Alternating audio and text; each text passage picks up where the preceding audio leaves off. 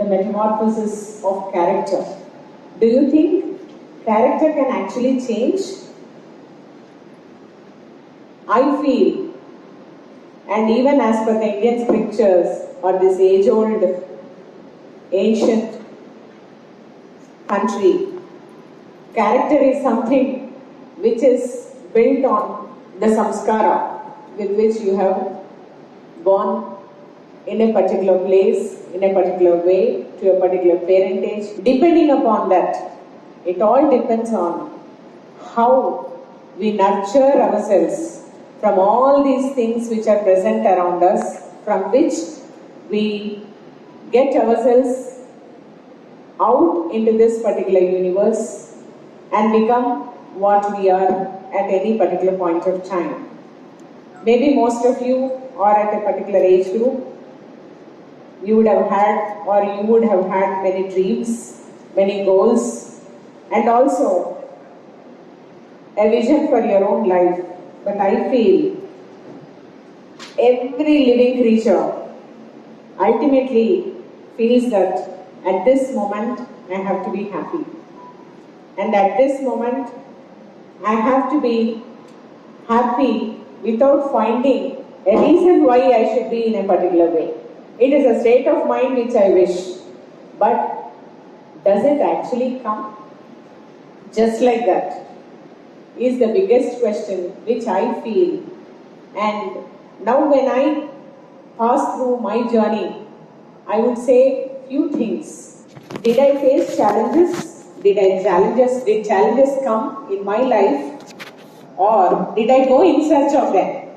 Is something which I think I inboundly keep thinking. And when I came to this particular talk, I thought I went back so long that when I was 5.5-year-old, having gone in a very small village of Telangana, which never had a school also at that point of time, my parents, in a family of 4 girls and a boy, thought, yes, all have to be convent educated.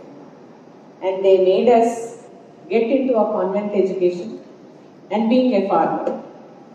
So, that metamorphosis, yes, they are also born in a family where there was no education. But still, that change, the thought in them that yes, unless I start a change for my children, probably I may not see a life, or I will see a life much bigger than what I am seeing. After class 10, probably the most important fields what any youngster in India, especially in the Telugu states, chooses either engineering or medicine or law. So that was the time where people were crazy about either medicine or engineering.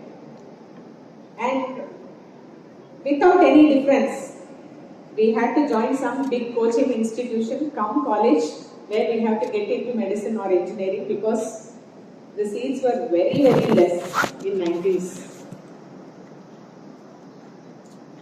Again, in the summer holidays, I thought I should have gone and joined in some college in my own town, and then I should have studied harder. Then some teacher told me that you can go and write a particular entrance and have a different set of experiences with you where you can get across different people. So I had to go study the entire 10th class state syllabus in 1 month and write a residential junior college entrance, and then where I could get again state second or state first, I don't remember. And then got into the AP residential junior college for the intermediate. And this journey took place to a level where, yes, I did become a civil servant.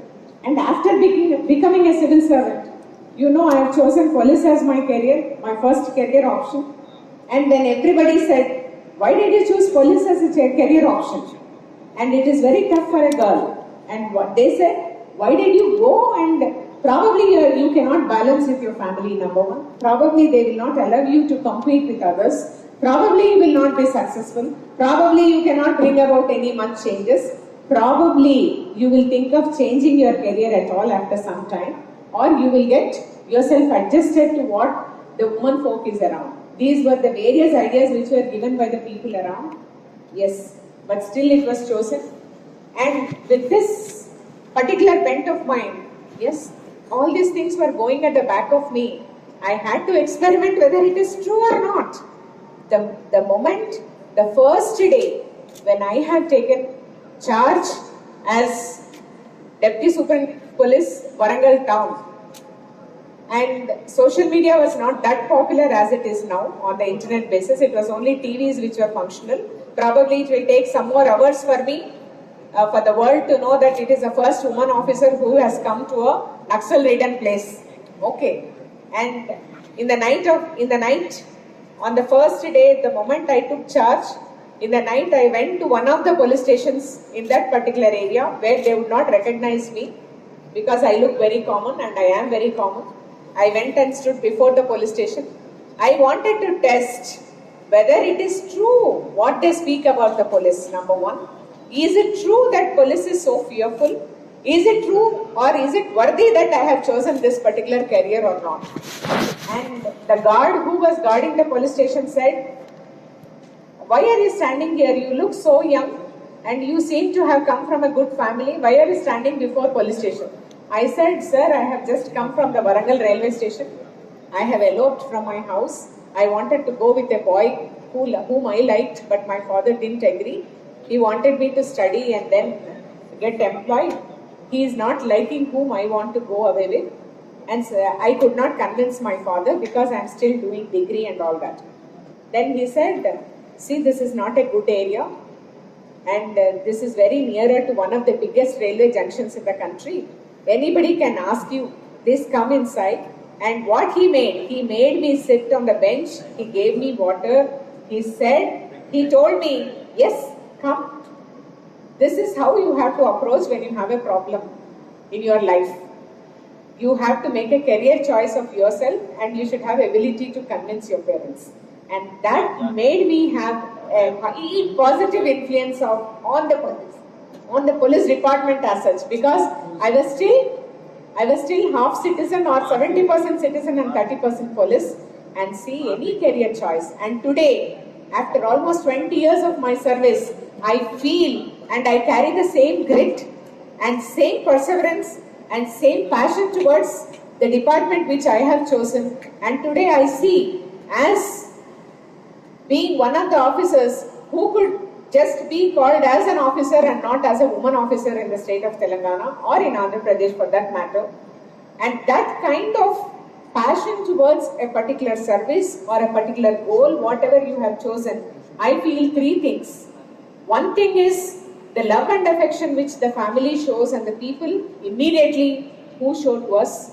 Number two, I should have that kind of introversion every time whether I am doing the right thing or not, and looking back and getting back to the new point and to the point whether I have chosen right, and coming back to the same point whether I have chosen right and getting along that particular point. And number three, more than that, more than everything, I feel I have to choose by experimenting every time in a way where I can innovate, in a way where I can think that this kind of path to the same goal can actually make me become a better leader than what I used to be.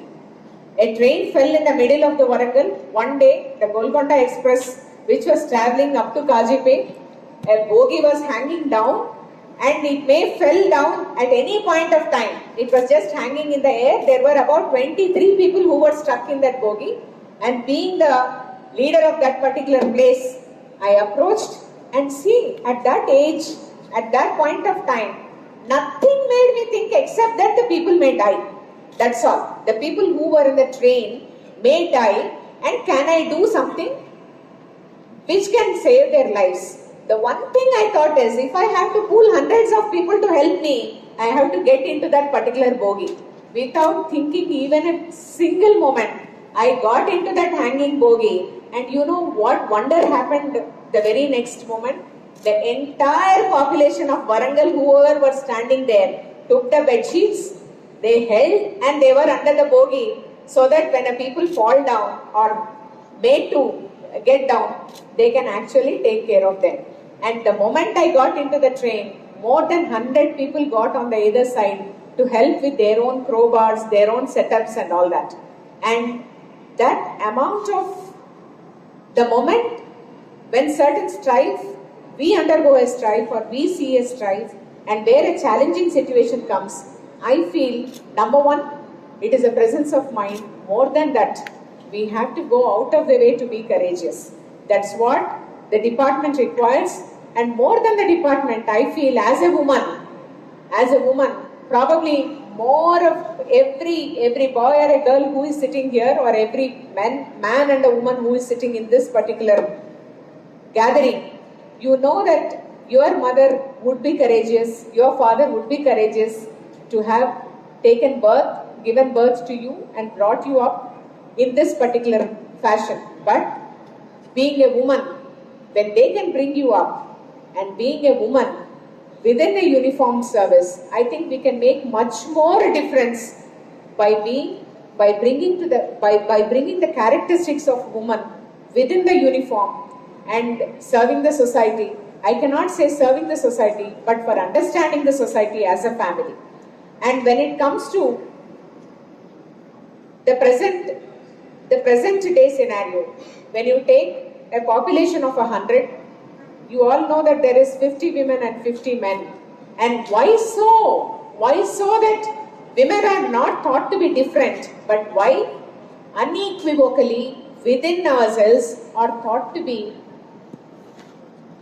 not different, but less or unequal or unequal and not just different?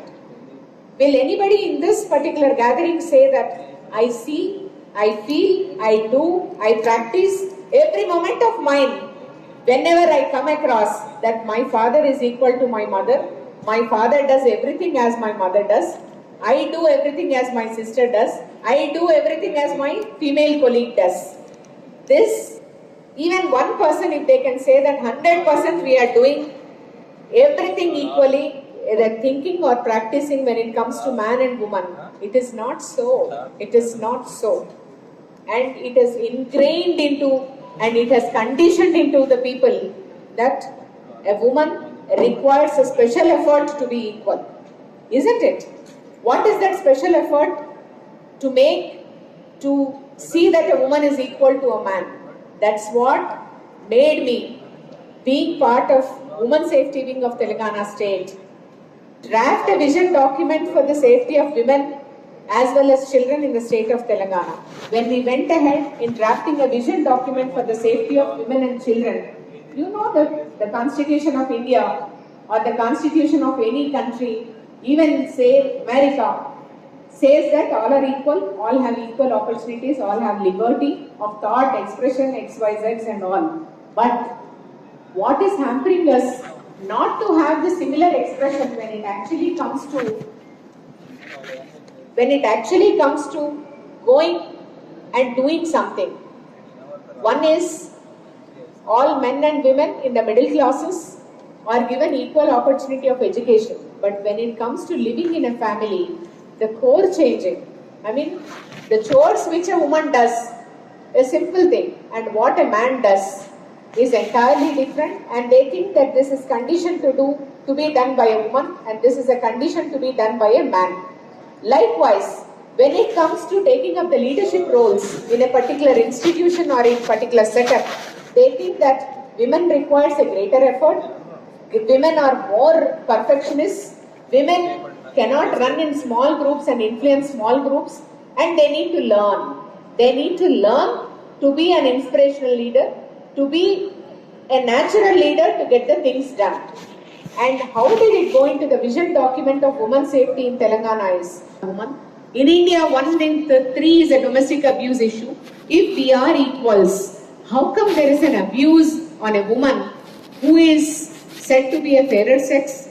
Because women is still thought to be physically weak, and so we will create situations where we can actually think and make her feel that she is also mentally weak in some way or unequal. This thought has to go the moment we get educated. We cannot go back to the history and say that we were like this and we were like that. And today, when we say that we study, we get educated and we take opportunities equally, but we have to go along thinking that once I study engineering and my wife studies engineering, for example, my wife takes care of a child and I will go and work. And whatever my wife earns, she will give back to me and we will plan together. Who are you to financially plan a particular family? It is all. No, I am not talking about a particular instance. I am speaking about the bent of mind which requires to be changed. This change can happen only when we work with an idea where my woman, the woman in my life as a mother or as a sister, as a wife or as a colleague is an individual whom I have to see just as an individual and not as a sexually oriented or a person or an individual belonging to a particular sex. Then I think the things will start falling in place and the actual change can be seen. This can be achieved, I think, number one, when we actually mean that education should change us the way we think towards ourselves and towards the people around us. Number one, it can be of a particular sex or a particular creed or anything. Number one. Number two, when we think in a holistic way where we can actually bring in change for everybody along with us. Number two. And number three, when we go ahead, that the youth of today are not the harbingers of whatever has changed today. It has been thousands of years, the work of so many generations, because of which we are seeing a change where you think, suppose you have a mobile, you never thought there was an analog phone also. You don't belong to that particular generation at all. And you don't even give a thought that there was a generation where there was an analog phone. You think that internet is so natural and you are born with internet. When we can think beyond boundaries, go deep and go backwards, I think the steps which we take forward will be more meaningful is what I feel. Thank you.